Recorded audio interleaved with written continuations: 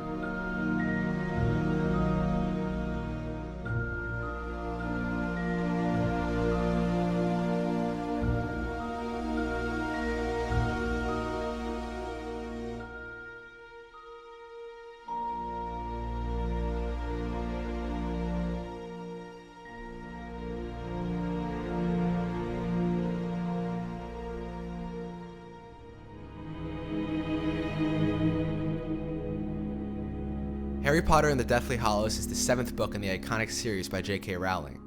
The films were a result of years and years of dramatic build-up.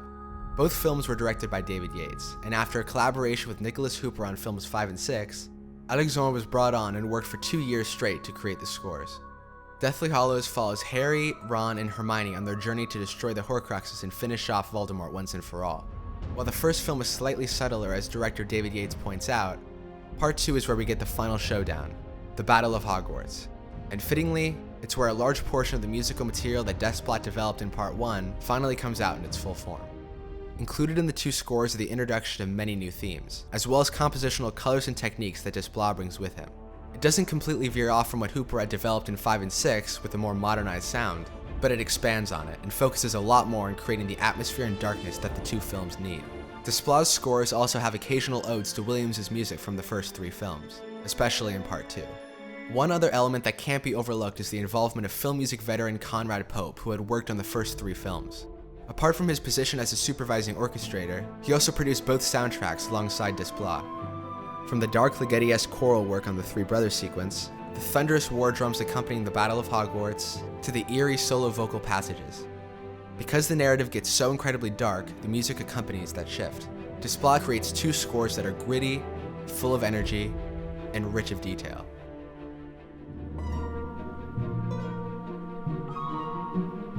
So let's dive into some of the elements in the score, and the first thing that's really notable about these 2 films is the new thematic material.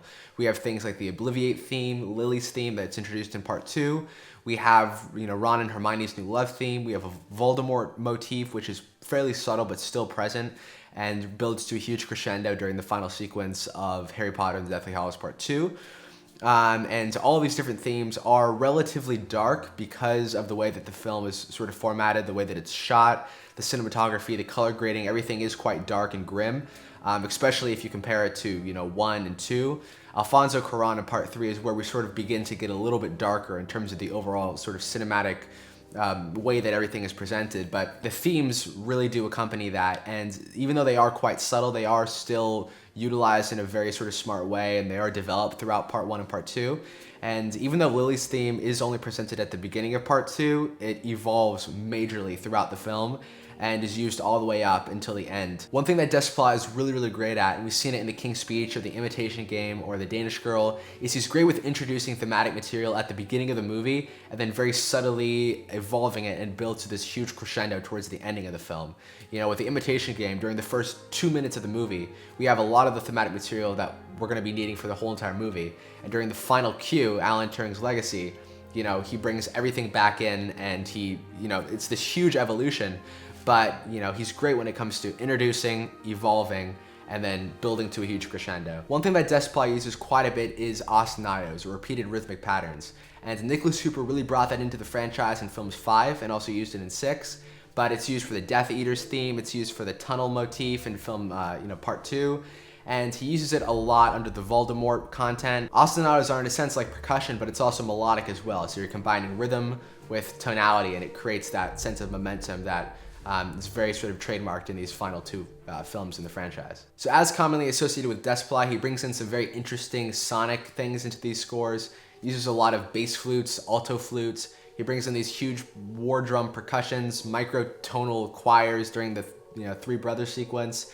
He brings in a lot of really interesting colors into these scores. The next thing is the massive overdub or sort of Debussy arrangements for these 2 films, and especially at the beginning of Part 1 for the Obliviate cue. In the end, there's actually 250 players playing at the exact same time on that one cue, and that's only string players.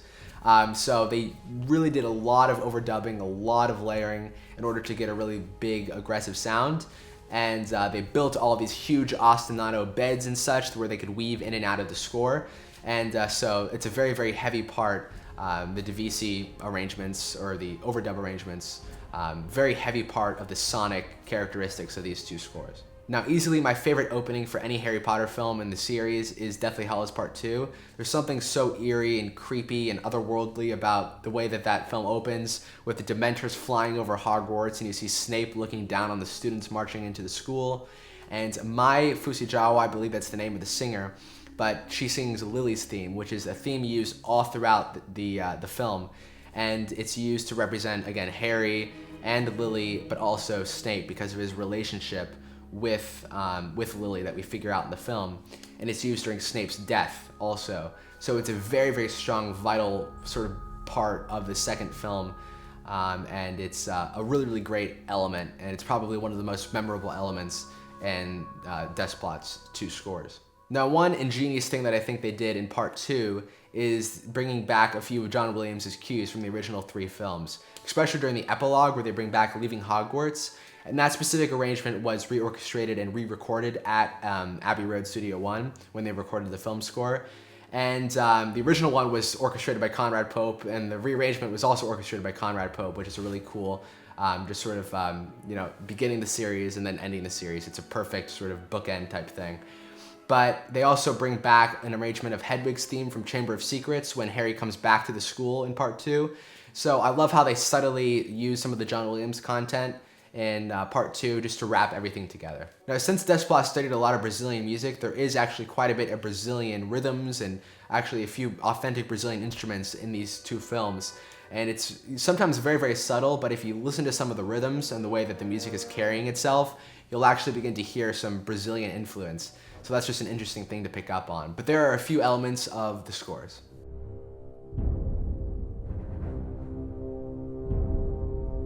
So when we open in part 1, it's a pretty sad, lonely environment. Harry, Ron, and Hermione have left Hogwarts. They're on the search for the Horcrux.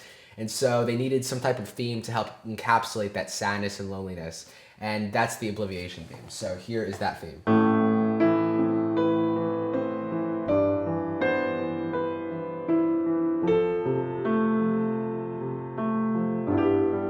So this next theme is relatively interesting because it has 2 different roles. In the first movie, it becomes the Band of Brothers theme, but in Deathly Hallows Part 2, it becomes the sort of Neville theme.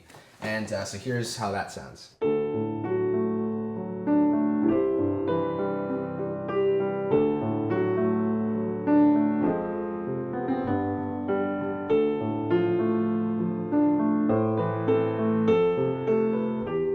The next one is the Death Eaters theme, and this is really made up of 2 different elements, the ostinato theme and then the melodic theme. And here's the ostinato theme.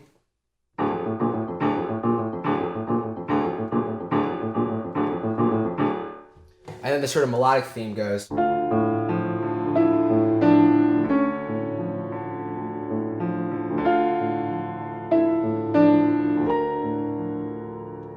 it's a pretty simple theme, but it really has a lot of sort of weight to it. And especially when it's first used during that sequence at the beginning of part 1, where Snape arrives at Malfoy Manor. It's like a perfect introduction of that theme. So I call this next one sort of like the action motif of part 2, and it goes like this.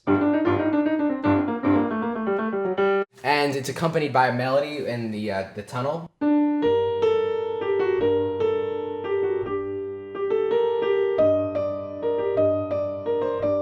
So Lily's theme is used really as we uncover Snape's relationship with Lily, and it's also used, of course, as an emotional sort of subtext about Harry's journey throughout the movie. So it's a super important theme and really, really well used in the movie.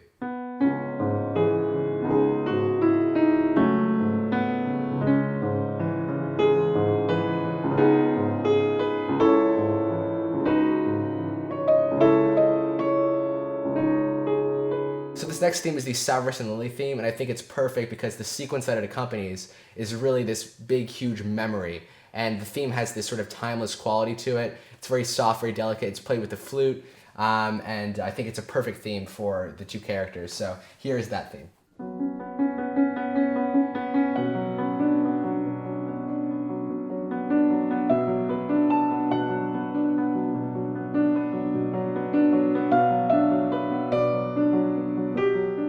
So here is the Ron and Hermione love theme.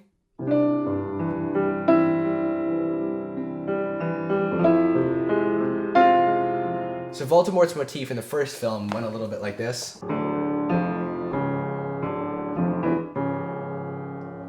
And when we get to this film, it becomes a little bit different. It's still keeping the same notes in general, but it goes a little bit like this.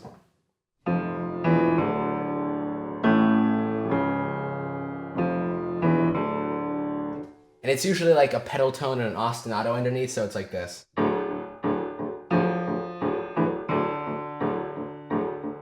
So here's the Dobby theme, and you can tell it really has this subtle swaying quality to it.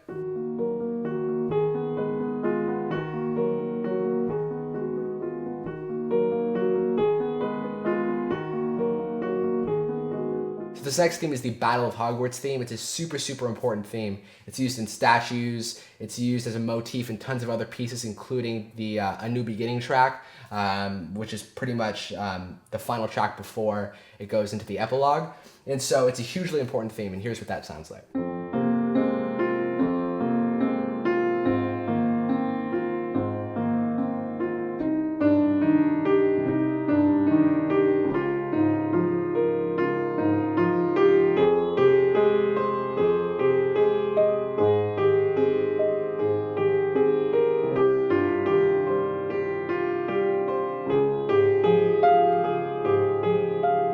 So there are the main themes for Deathly Hallows Part 1 and 2. Okay, so we're starting out with Obliviate. So here is just the opening ostinato.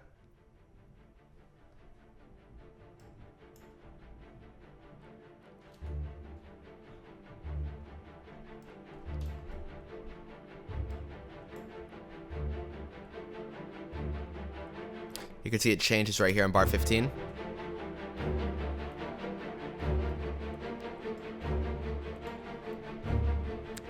And then again on bar 25, it modulates to A minor.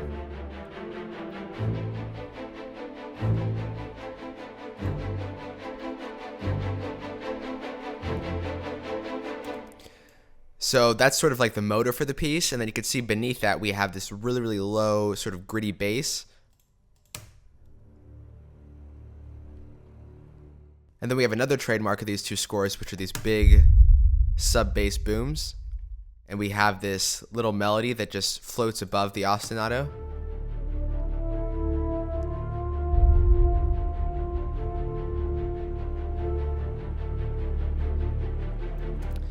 And then we have these little tiny flute gestures above the orchestra, which are very, very subtle, but they just add a little bit of sonic interest.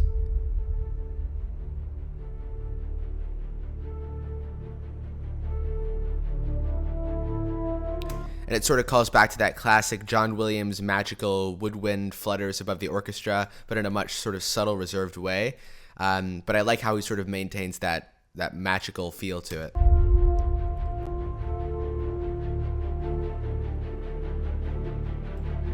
So in terms of the woodwinds here, you can see that we have the bass flute on the lowest note. We have the flute 2 on the harmony, and then flute 3 should be flute 1, but that's doubling the alto flute, and they're 1 octave apart.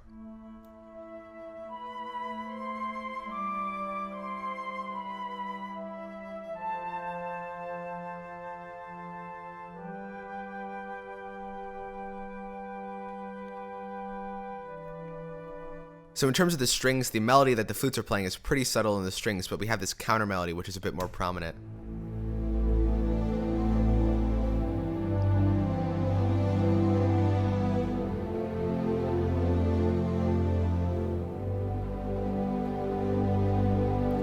On its own, this is what that sounds like.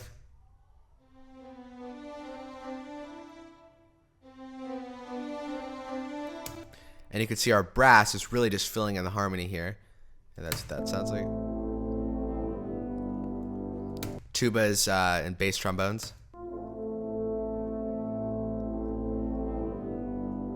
And then 3 horns for the triads.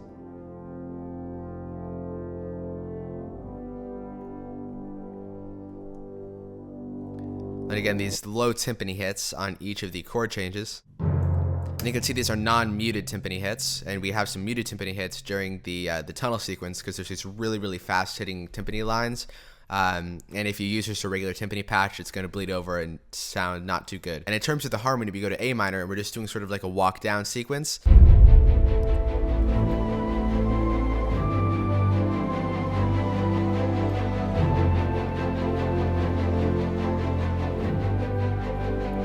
So for the Snape to Malfoy minor ostinato, you can see we have this minor 6th in there that's very notable.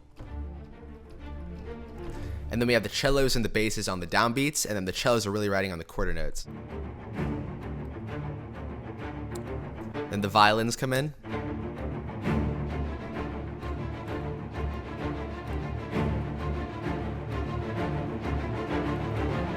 And then the violas, which would be theoretically an overdub with all that we have going on right here, that would be coming in with sort of like the harmony. That on its own.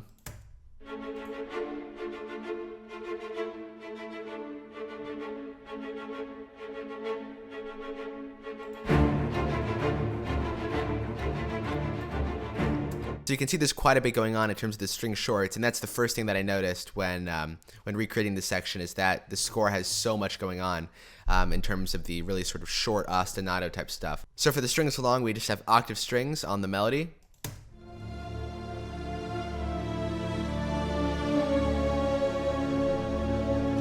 Pedal note is of course staying D or G.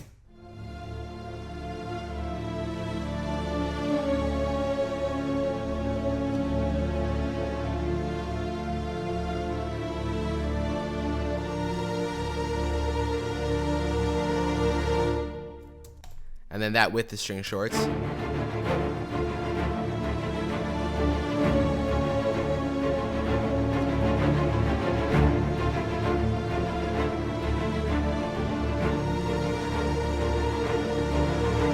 And the thing that I love about this is that normally you'd have the percussionist being some type of motor, and in this case it's completely the strings. He's using the strings in a very, very percussive way.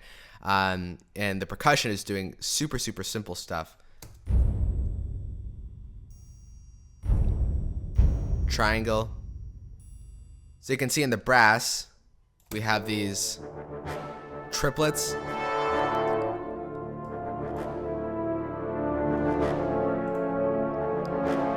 And then the melody is doubling the melody in the violins, but one octave below.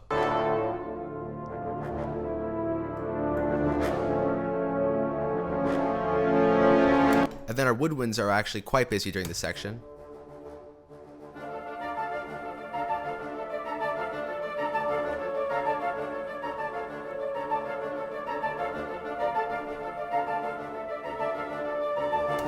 So this is a very common thing within these two scores, is this sort of like fluttery woodwind type thing. And you can see the main thing is these flutes here. Really accenting again that minor sixth feel that we have going on in the string ostinato. And then we have the woodwinds long, which really are like the clarinets, the lower flutes. And then the oboes, contrabassoons at the lower end.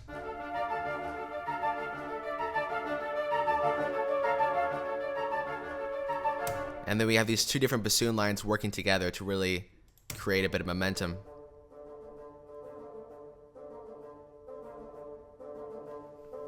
And then the alto flute is the final little additive, and we just have that doubling the horn melody.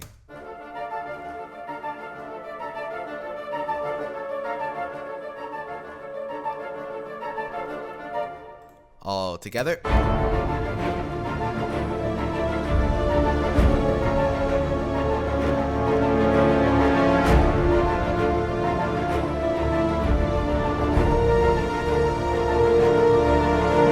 And you can see the harp is just really bringing everything to life. If you get rid of the harp,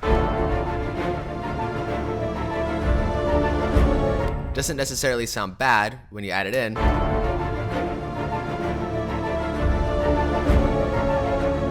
This is something that Hans does all the time, and pretty much he'll take some like very dry, plucky element and he'll put it above tons of huge things, and it just really creates this nice, flowing, soaring type sound.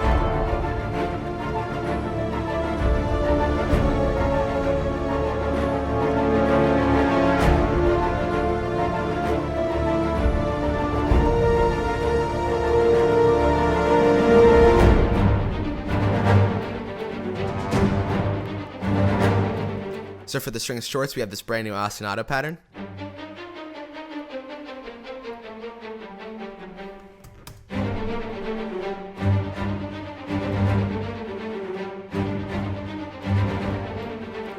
More of this cool sort of triplet bass and cello driving stuff.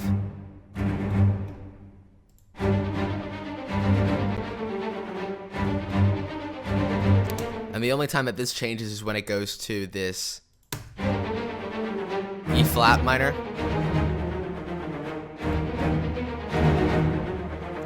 again, that's our main motor. And then we just have all that's going on in the strings, actually, it's just the melody. So the brass is taking care of all of the harmony. You don't need that in the strings and in the brass. The brass is really warm enough and big enough to take care of it on its own.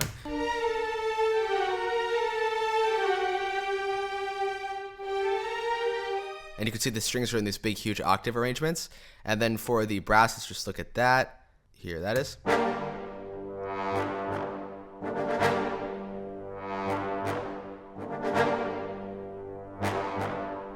See that we have all these little short swells just flowing in and out of the brass shorts.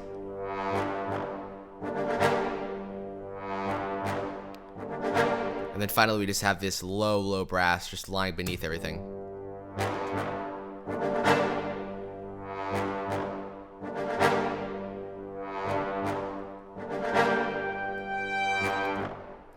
And that's all that we have going on there. In terms of the woodwinds, doubling the brass, contrabassoons are doubling the bass trombones, and then these are doubling like the trumpets. Looking at our percussion, we have a few more things going on than in the previous cue. Timpanis are doubling what we have going on in the contrabassoons and in the bass trombones. Really just to accent the very percussive, jumpy feel. And then we have the bass drum. And then the bass drum during the second pass, it takes on this little triplet form, which we have in the timpanis. So going down to the drums, we have this brush. And then these big, huge, sort of low toms. And then looking at our hits, Hans Zimmer percussion low booms. Can't go wrong with that. Okay, so that's all that we have going on here other than the harps.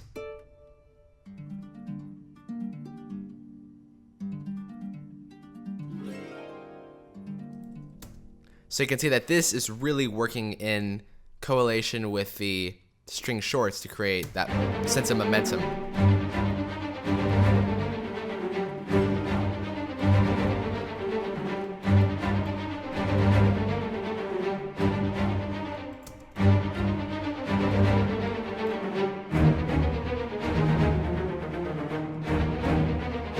So in terms of harmony, we really don't have much going on here. It's pretty simple. It's really the sonic power that's really taking over here. But the harmony is G minor, and then it goes to, which is a pretty normal sort of chord resolution. We have like the minor to the minor sixth.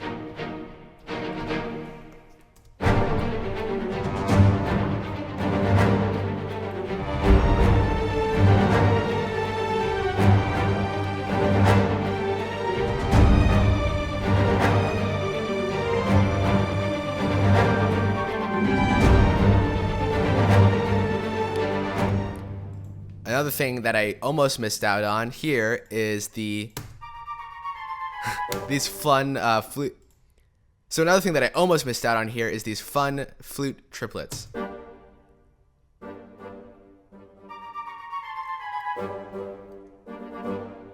So it's classic Desplat. He knows that, you know, repeating this ostinato pattern so many times could only be so interesting. So he puts in all these cool, really interesting sonic passages that just fill things in a little bit, you know, whether it's these percussion triplets or whether it's the bell, like the triangle, or little things like this. Here, let me just solo this.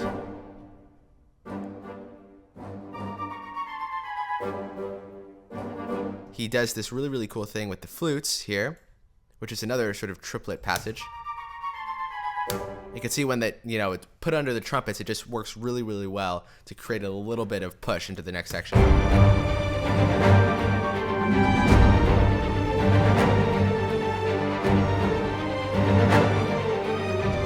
Again here.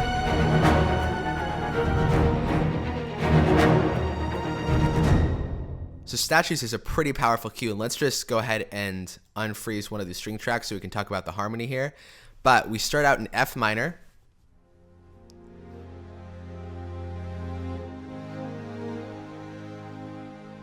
A flat major.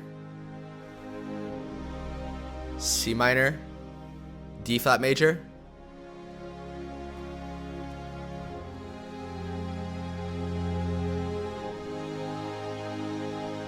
C minor,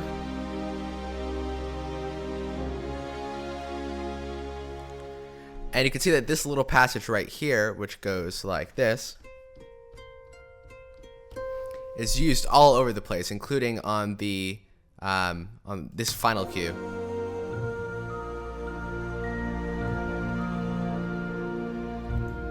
So you can see there's little threads like that that are tied throughout a score can make all the difference. So looking at our strings along first.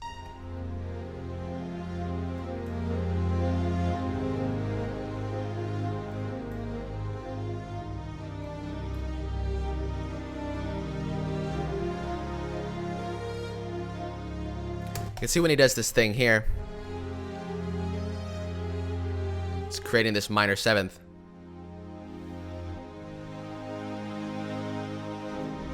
You can see as the piece progresses, we begin to get higher and higher in terms of the chord structure. So we have F minor,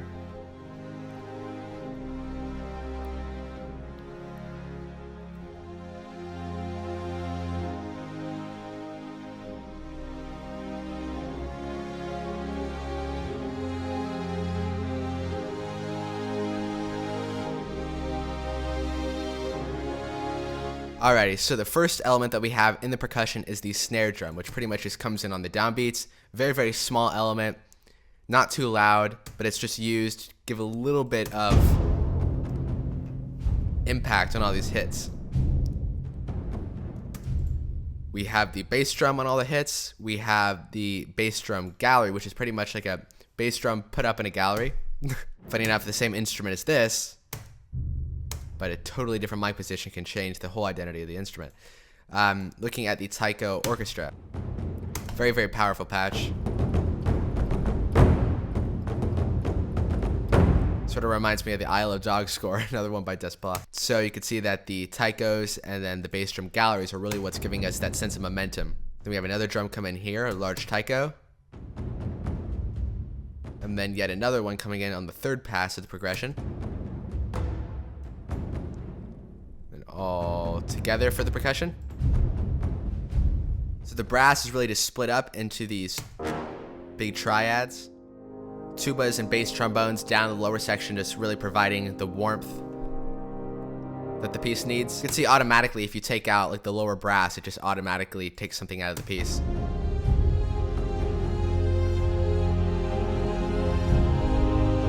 Doesn't necessarily sound bad, just doesn't really sound as full. You put it back in. Sounds rich.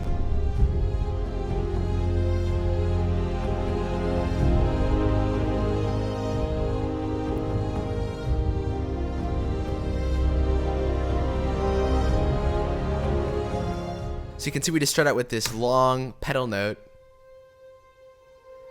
And this actually isn't in this score, but I used it as a transitional element since the key change from bar 104 to Neville Arrives doesn't work at all. So I just added this in as a little transitional element.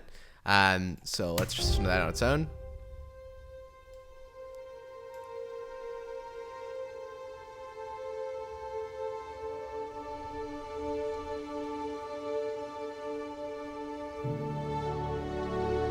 So the first thing that you probably notice is that the timpani is again accenting all of these chord changes just for a little bit more impact. The string melody comes in.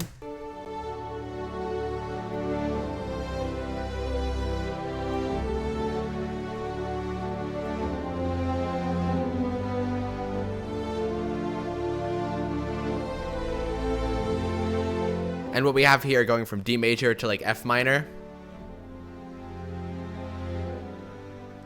It's a very classic Desplat chord resolution.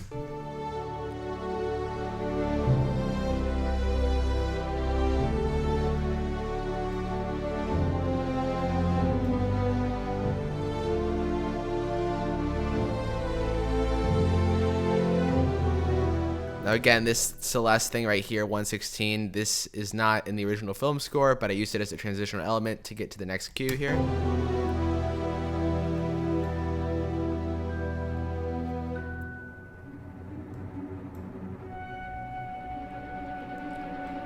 That's just one of the things about making a suite, is that everything has to really blend into each other well. So going from Q to Q to Q, since there are so many chord changes, we have to include these little, tiny little details like the Celeste thing or the string line that we did here in bar 105.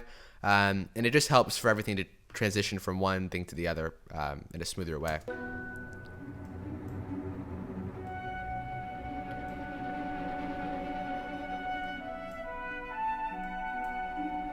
So here you can see we have our main melody just in the flute, and you can really hear that it has this minor seventh feel because of this A.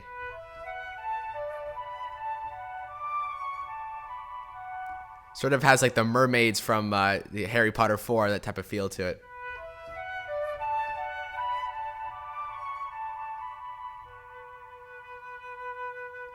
And you can see what he does, this chromatic half step movement, which is essentially just creating a little bit of dissonance, but really maintaining the tonality of the piece. So, you know, it's a perfect example of how you don't need it to be completely harmonically or melodically. All the notes need to stay within one key. It can actually drift off a little bit.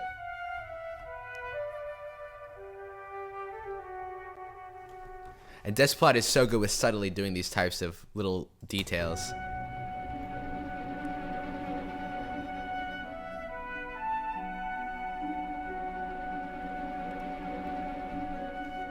And so the way that I do this type of effect, which is actually in a lot of film scores, but a bit harder to replicate with samples, the way that I do it is I use two different types of patches. I use a measured tremolo patch. Now the issue with that is that it sounds like sort of short staccatos in a sense. So then you need to add a little bit of unmeasured trem on top of it. And when you layer these two different things, the one thing that's measured, one thing that's unmeasured, it creates a really, really nice smooth sound, and something that sounds a little bit more realistic.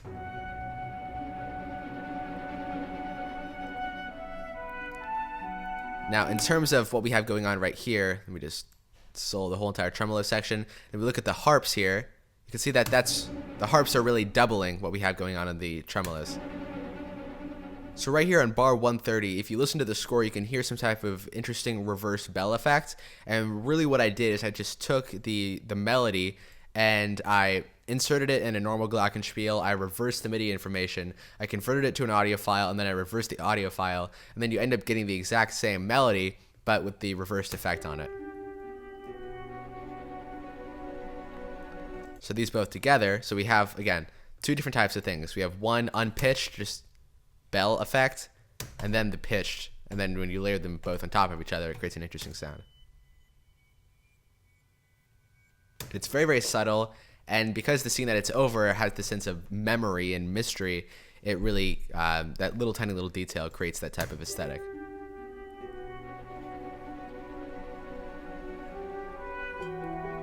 E minor.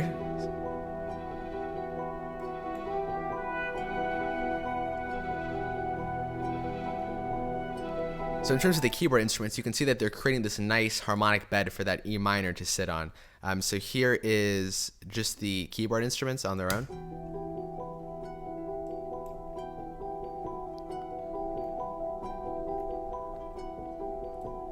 And then when you layer the harmony on top of it,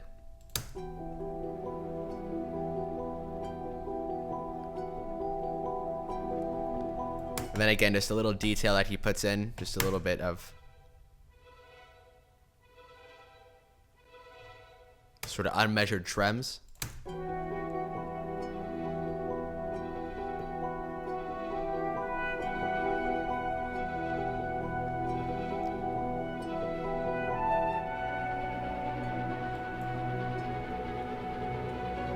So you can see we have this constantly building sort of line here, and if I just go into the, all right, so here it is.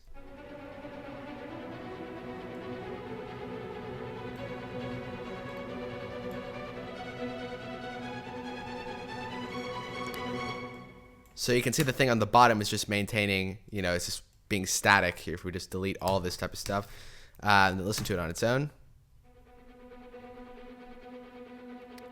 it's staying the exact same, but then all this stuff is changing. the bass trombones and the tubas are increasing. We haven't had brass in the whole entire piece, so it's really, really sort of impactful and heavy. And then we have the basses, of course, coming in, and so that sounds like.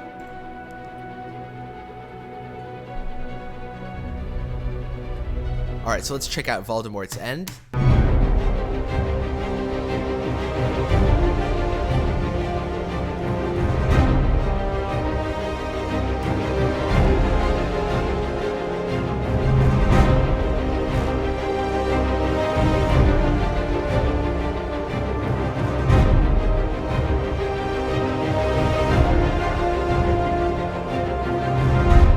So just the string shorts, let's check out what's going on.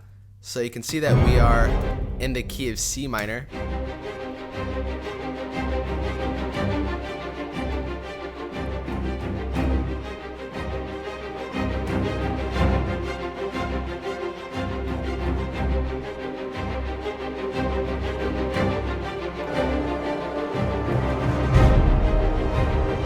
And you can see with the, with the strings short section, it's very, very important that you have certain elements that are really, really poking out and very dry and upfront and gritty.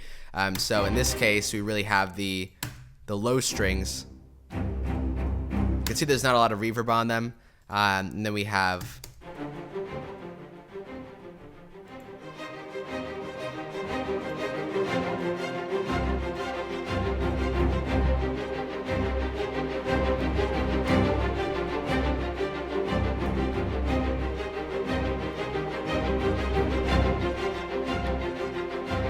the harmony is pretty much just going between C minor and D diminished.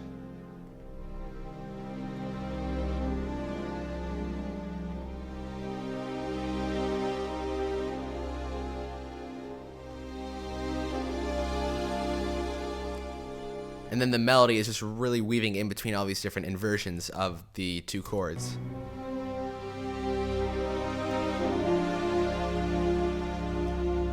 So in terms of the brass, you can see it's the first time we've brought in this big sort of horns A9 patch, and it just creates a lot of impact, a lot of punch. We also have this A3 bass trombones patch, which again just creates a lot of heaviness.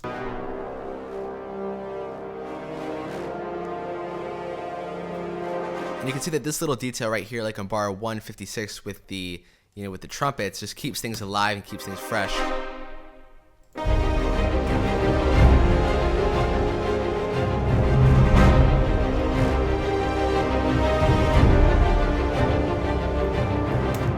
And if you look at this, French horn phrase, for example, and or French horn progression, and if you look at the MIDI information, you can see that it just keeps on building.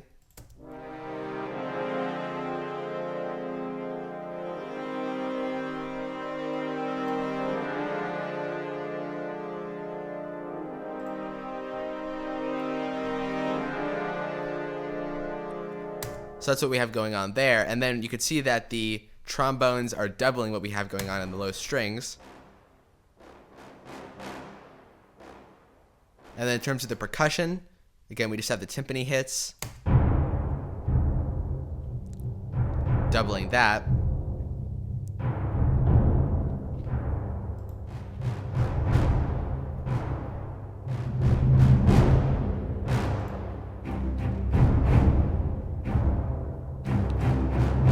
Which just creates a super, super powerful, in-your-face, aggressive sort of low end.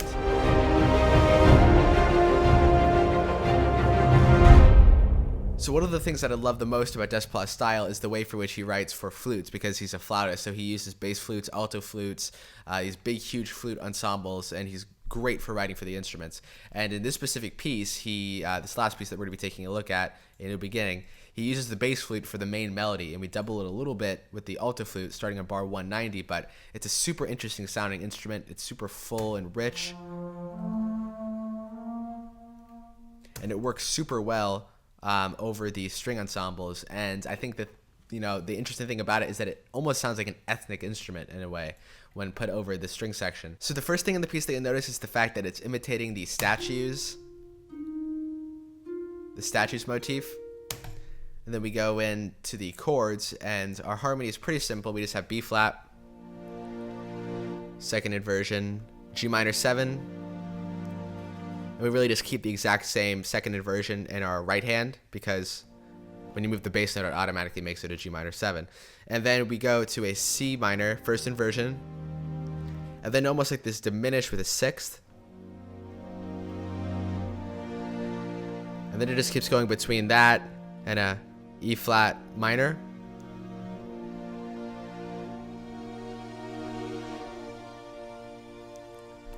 And starting at bar 179, we have these really nice string swells.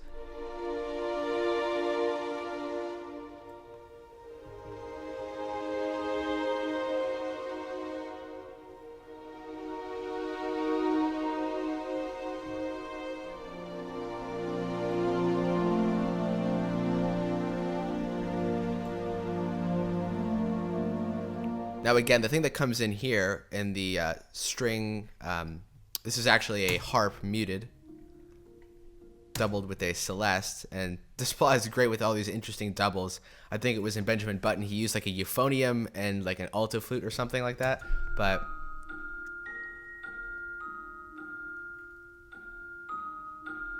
again, we're using the statues motif.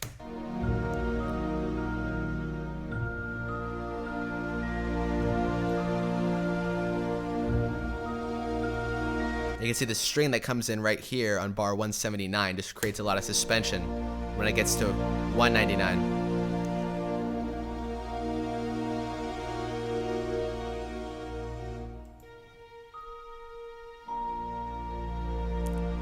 Harp.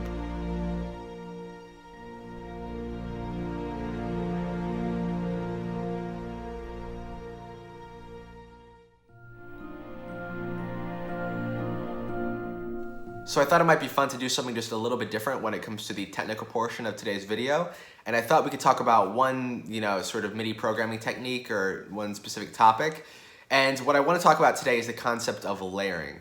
And one of the reasons I do behind the scores is essentially because when you do each behind the score, you set a trajectory for yourself, and the trajectory is the finished recording.